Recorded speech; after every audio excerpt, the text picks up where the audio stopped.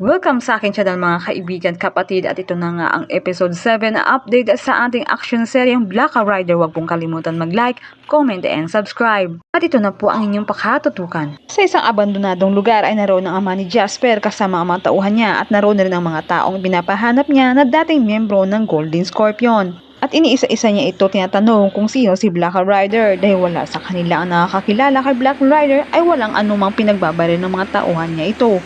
Sa isang bar kung saan nakita ni Elias si Jasper ay pinuntahan niya ito. Pumasok siya dito sa loob at nagmamasida para makakuha ng impormasyon tungkol sa Golden Scorpion. At sa loob, nakita niya rito ang mga grupo ng kalalakihan at isa doon ay may isang tattoo na kagaya ng kay Alvin. Dito lumapit panda si Elias para magmanman. Ngunit nakita siya nito ng lalaki na nakatingin sa kanila at agad itong kinumpronta ng lalaki at pinailis itong si Elias sa loob. Sa isang bilihan ng cake ay naroon si Aling Alma at yung dalawang kasamahan niyang tindera. Sila ay tumitingin ng cake para kay Adrian na anak ni Elias dahil kaarawan ng apo nito. Maya-maya pa ay pumasok sa loob ng bilihan ang dalawang magkapatid. Sila ay miyembro ng Laglag Baryagang at ang target nila sa araw na yon ay si Aling Alma. Maya-maya pa ay naglaglag na ito ng barya sa gilid ni Aling Alma at yung isang kasamahan niya ay dinukot na ang wallet ni Aling Alma at sabay tumakbo silang dalawa.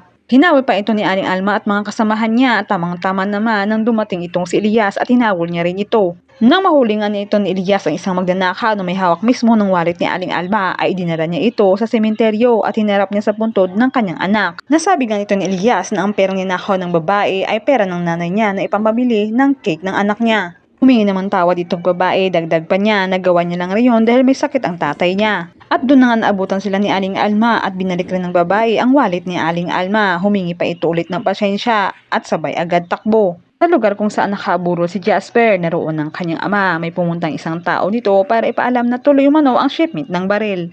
Ayon naman sa ama ni Jasper, order pa raw ni Senyor Edgardo ang mga baril na yon para kay Mr. Abbas. At umalis na nga itong lalaki at sumunod naman ng isang tauhan niya na nagangalang Bayawak. Pumunta ang nagangalang Bayawak doon dahil pinatawag nga ito ng ama ni Jasper. Sa pag-uusap nila ni Bayawak, nasabi ng ama ni Jasper na si Bayawak na raw ang bahala sa Black Rider na yon. At utos pa niya dalhin mismo si Black Rider sa kanya at siya mismo ang papatay rito. Yan lamang po mga kaibigan, kapatid, at pakakabangan ng mga sumusunod na pangyayari. Maraming salamat po sa panonood.